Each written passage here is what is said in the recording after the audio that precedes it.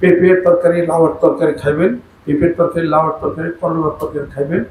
আর এখান থেকে লাল ওষুধ নিয়ে যান, ইনশাআল্লাহ তাআলা সেজন্য যে রোগগুলো হয় হবে না। পেঁপে, লাউয়ের তরকারি, করলার তরকারি, গরম জিনিস খাইবেন না। পেঁপের তরকারি, লাউয়ের তরকারি, করলার তরকারি খাইবেন, পাতলা করে সোজা করে খাইবেন। আর এই দরবারে লাল ওষুধ নিয়ে যান, আর পানি খাবেন বেশি বেশি করে, ইনশাআল্লাহ তাআলা সুস্থ থাকবেন।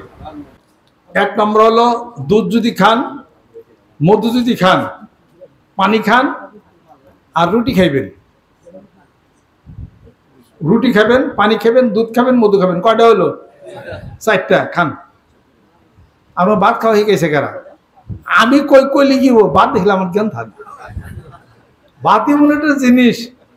হ্যাঁ, গরুর গোস্ত কষি নাইলে গরম ভাত একটা পেঁয়াজ হলে লাগে কেরানি এটার লোক। ইয়ার তো স্বাদ আর কি আছে।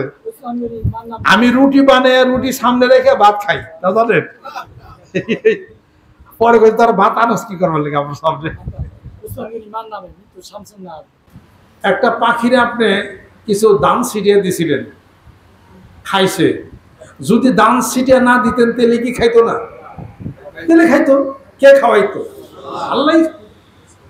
আপনি যদি দিলেন তাহলে আপনার সব কি, আপনার দান সত্য হয়ে গেছে।